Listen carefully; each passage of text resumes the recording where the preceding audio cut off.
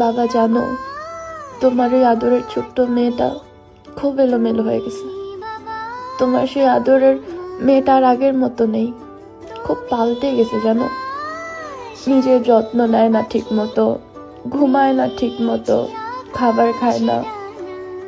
আগে কতই না চুলের যত্ন নিত, এখন চুল ওঠে জানো, ঠিক মতো আঁচড়ায়ও না। চোখের নিচে কালো দাগ পড়বে বলে যে মেয়েটা তাড়াতাড়ি ঘুমিয়ে পড়তো, আজ সে মেয়ে ঘুমায় না বহুদিন। চোখের নিচে কালো দাগ, মুখে বসে তার সৌন্দর্য কোথায় যেন বিলীন হয়ে গেছে বাবা।